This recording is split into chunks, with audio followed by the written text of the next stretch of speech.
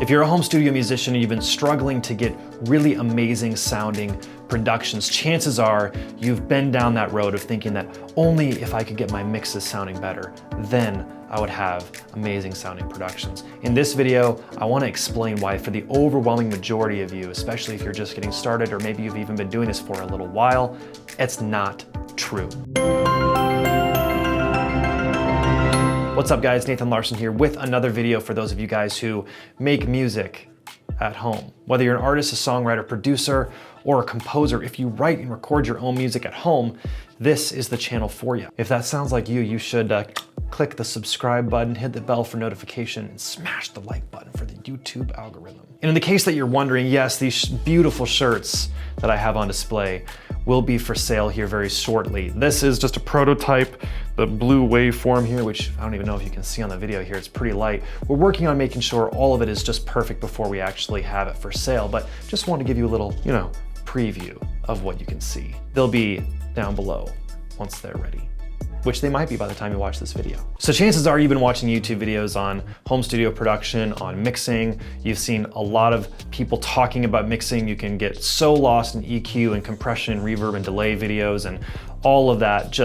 There's so much out there. Then there are courses after courses after courses being advertised for you on Facebook and even potentially here on YouTube saying that you need to get better at mixing in order to make radio-ready productions. Unfortunately, mixing is really not the main thing that's gonna save your productions. In fact, mixing is really only maybe the last 10 to 15% of the production process, and really it's there to polish what is already good in the production.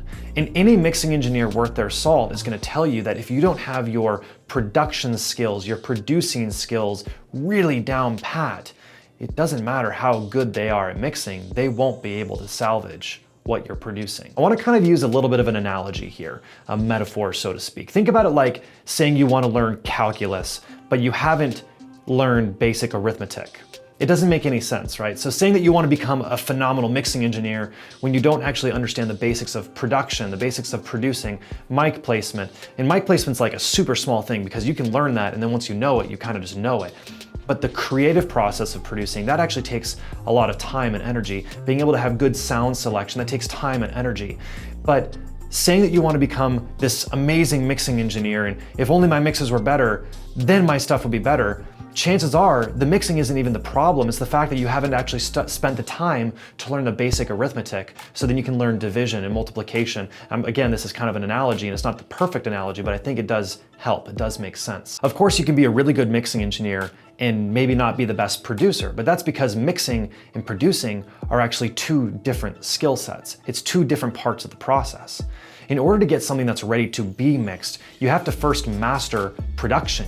You actually have to get really good at producing. You have to have a great song, and that song then has to be taken through the process of creating an amazing arrangement. Then the arrangement has to then be produced. And then the producing is, adding the layers and recording and getting the vocals and guitars and bass or whatever the genre is. Obviously, it's going to be a little bit different from genre to genre. So for most home studio musicians, home studio producers, people like me who were writing and recording our own music, or maybe you're even producing clients, I obviously produce clients as well. It's good to have some basic understanding of mixing because sometimes these mixing tools, plugins like EQ and compression and some of these other tools like that, you can use during the production process. But even when it comes time to mix for myself, I'm maybe printing out some stuff that has some processing on it, very basic stuff. Maybe I really like a particular delay, or maybe I really like a particular way that I EQ things, or maybe I used EQ in a very specific way to specifically shape out the tone where I'm either using like a low pass filter or something like that to add a lot of characteristic and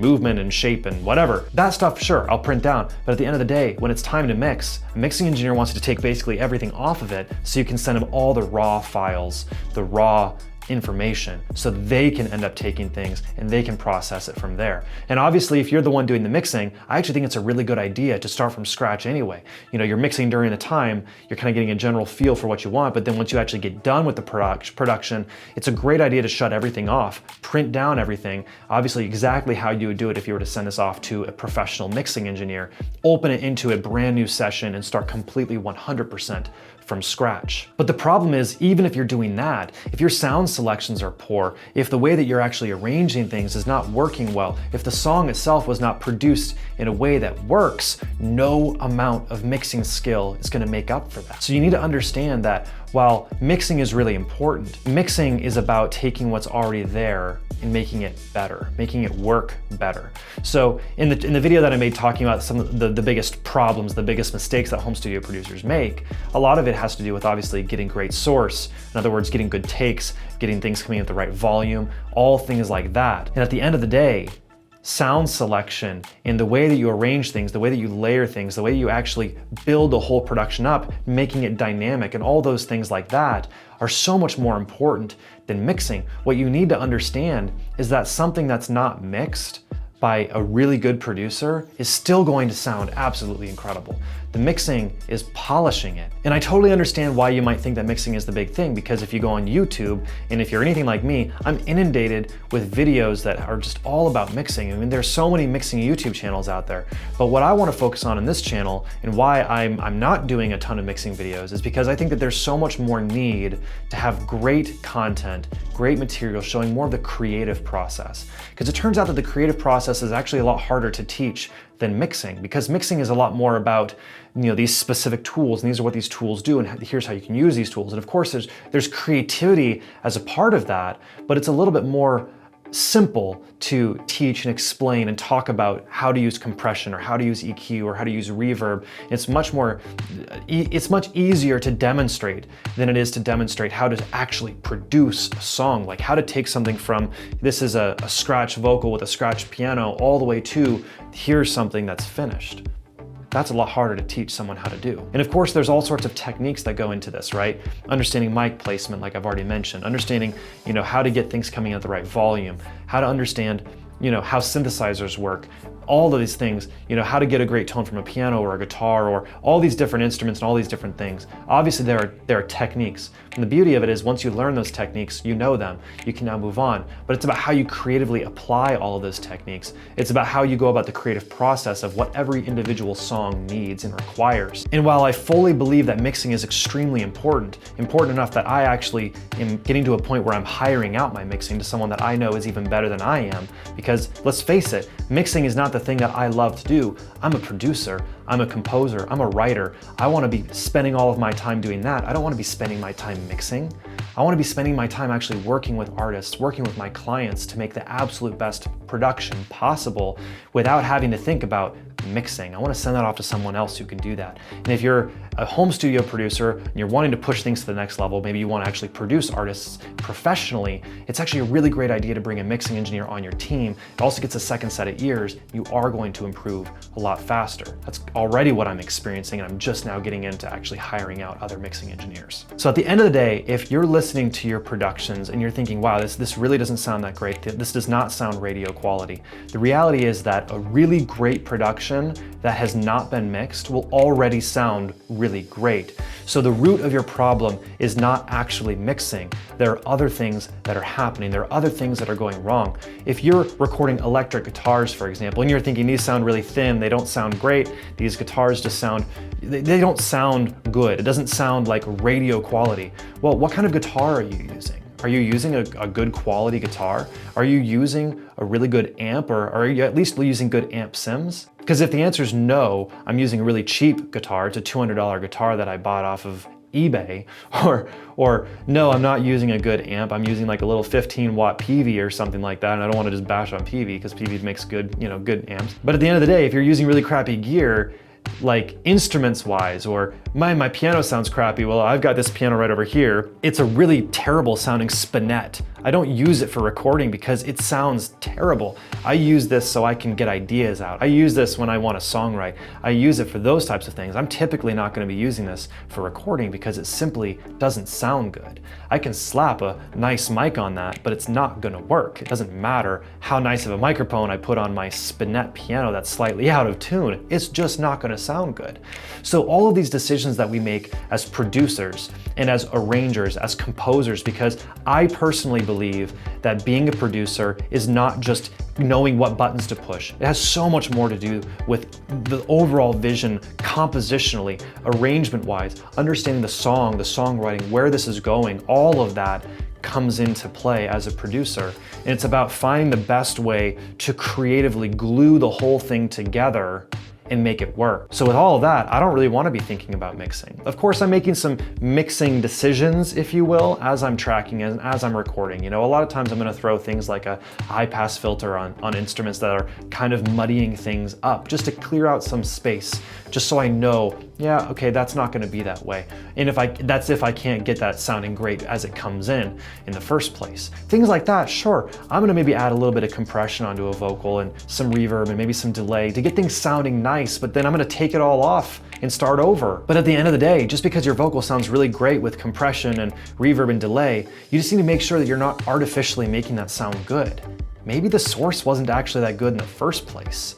There are so many problems, so many mistakes that home studio producers make that have absolutely nothing to do with mixing. And really that's again, the whole purpose of this channel is I want to focus on producing. I want to focus on production. I know I get so many questions about people asking me to make mixing videos. And for those of you that are wondering why I haven't been making mixing videos, this right here, this is the explanation why. There are enough mixing channels out there. There are so many channels out there that talk about mixing. And I don't want to just be another one of those channels that talks about mixing, because mixing isn't what I'm actually passionate about. I'm passionate about actually creating music. Mixing engineers are not the ones actually creating the music. They're taking the music that has already been created and produced and then making it amazing, right? That's not what I'm interested in. So if that's all you're interested in, this channel just might not be the channel for you, and that's perfectly okay. There are a lot of other channels that you can go to.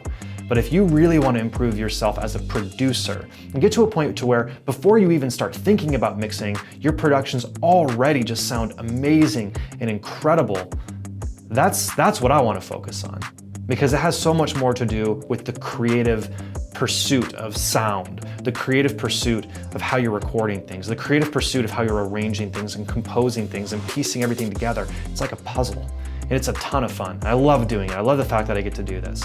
So all that to say, mixing, guys, mixing is not your biggest problem. Get good at producing. Get great at writing music, and that's a whole other conversation. But if your song sucks, no amount of production, no amount of mixing is gonna make it better. You can't surround a turd in chocolate and make it taste great. It's still gonna taste like poop, just with a little chocolate mixed in. So at the end of the day, I wanna just leave you with this. Spend your time focused on getting better at writing, getting better at finding better sound selection, getting better at recording recording better instruments, getting better takes, getting better performances, and drawing all of that out and really squeezing all of the juice of the creative ideas out into your productions, and don't worry about mixing. If you want to do your own mixing, if you want to become your own mixing engineer, I'm not saying you can't do that. I'm not saying you shouldn't do that. I'm not saying any of that. What I'm saying is that your focus, 90% of it, should not be mixing. Unfortunately, we've completely flipped it upside down on its head. So here's the thing. If you like this video, you need to make sure you subscribe to the channel. If everything I've been talking about here, talking about really focusing on producing, focusing on the creative process, you need to subscribe to the channel, hit the bell for notifications. If you like this video, found any interest in this video, hit the like button. That tells YouTube that I'm doing a decent job, and it tells YouTube to show you more of my stuff. Leave me a comment. I'd be so interested to hear what you think. And if you want to, say hey or have a conversation, or maybe you're an artist looking for a producer, I don't know, you can find me on Instagram, send me a DM. All those links are in the description down below. We'll see ya.